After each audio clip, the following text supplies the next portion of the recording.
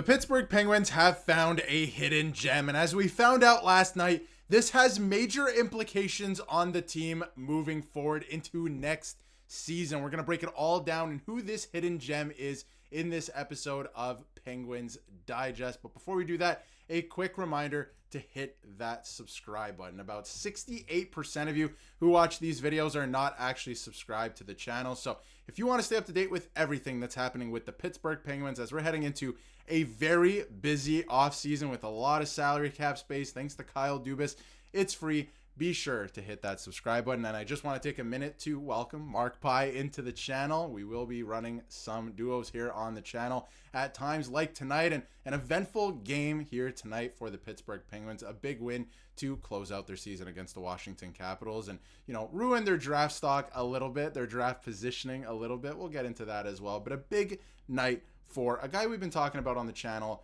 a lot recently because he was just called up and he looks like he's NHL ready, and that is Ville Koivunen. And after a 2-point night tonight, he has 7 points through his first 8 career games, which includes a 5-game point streak. Like, quietly, this guy has been tearing it up at the NHL level. I know it's in garbage time where we're heading into the playoffs, but Koivunen's 7 points are the most by a Penguin in his first 8 games since Jake Guentzel. Pretty good company, Jake Guentzel. I know a lot of Penguins fans miss Jake Guentzel, but pretty good company. But Mark, I'm going to throw it over to you. What do you think about Koivunen so far in his debut at the NHL level? Because he's been very impressive, and I think Penguins fans already love this guy. I mean, seeing him in the AHL, he was dominating at almost a point per game. He shows at every level how he can succeed. I mean, we've seen him in the league when he was loaned there as well, almost a point per game. I think 56 points in 59 games, including 20 goals. It seems like everywhere he goes, he just kind of produces at that level. The biggest thing is get him on this Penguins team. We've seen him get flashes on this top line, playing with Sidney Crosby, which, let's be honest here, most guys produce there. We've seen guys like Michael Bunting produce there.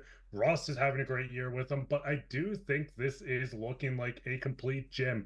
Coming up almost a point per game, having his goal disallowed, whatever it is. But seeing him at 7 points in 8 games, it shows how bright the future of this team is. With the draft coming up, I know they lost a bit, but hey, you beat the Capitals, you win that game, and you also still get a top 10 pick. It's going to be really interesting to see how this team develops with their young guys and more picks coming through. Absolutely. And I mean, another guy that we're probably not going to touch on too much in this video, but is injured in Rutger McGroarty. He didn't finish the year, but all of these guys are going to end up going back to Wilkes-Barre Scranton and finishing the playoffs with that team. And they look like they could win a Calder Cup with all the guys who have NHL experience going back to that team. And one thing I wanted to touch on, you alluded to it. Obviously, Koivunen looked like he scored his first NHL goal last night. Didn't happen that way, and he did speak out on his disallowed goal, and he said, I knew right away that it wasn't going to count. It hit his glove and went in, or he punched it in essentially, and we'll just go to the bench and let's see what's going to happen. But I was pretty sure that it was not going to be a goal, so not the greatest start for Koivunen there in the NHL in terms of not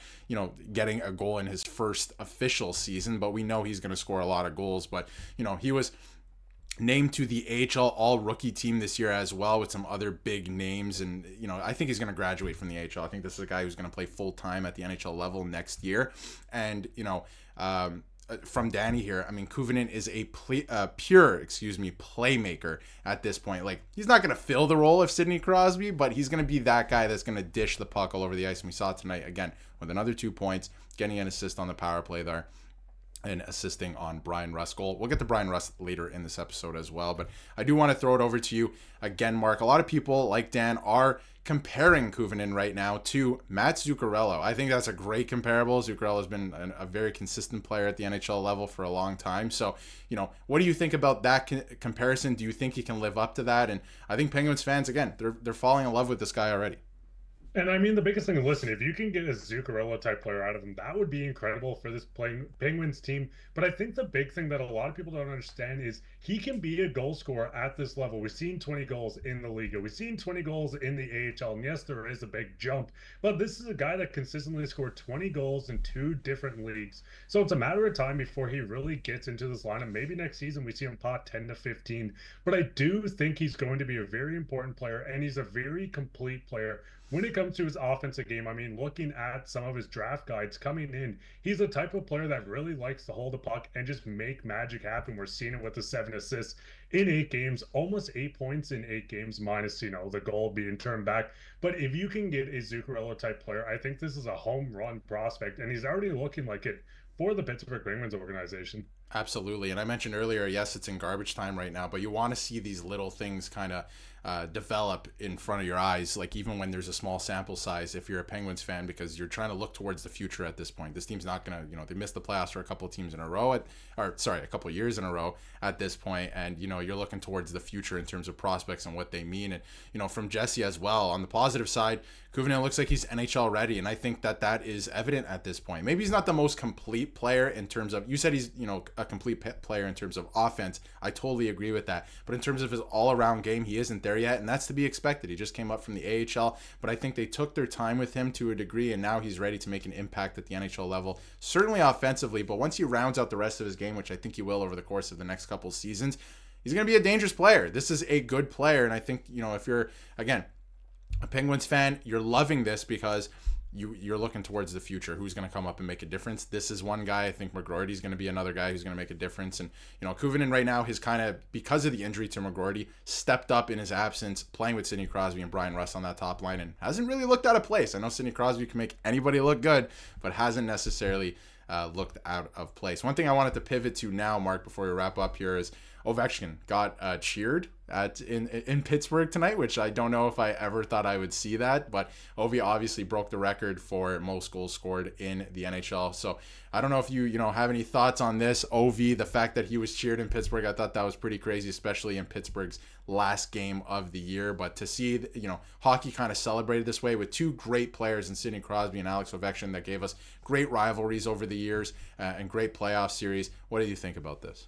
I mean, in that picture, you can see the greatest goal scorer of all time, the most complete player in the NHL. It's awesome to see. Listen, it might be the first time and the last time Ovi ever gets cheered in Pittsburgh, but just seeing the fans appreciating greatness, it's awesome to just witness and see in real time. I mean, Sidney Crosby is still the most complete player in the NHL. No one can change my mind on that. Listen, Connor McDavid's insane, but Crosby at every level has produced, even at this age, and having Ovi, his quote unquote rival, with them is just an awesome experience to see. And honestly, just this photo is going to go down in history. Absolutely. This is something that I don't know if I ever thought was going to happen, especially, getting cheered in Pittsburgh and everything that's happened over the last couple of weeks, but pretty incredible. And then obviously the Pittsburgh Penguins closing up shop for their season this, yesterday against the Washington Capitals. And one last thing I wanted to touch on as this season wraps up and things that we can look back upon.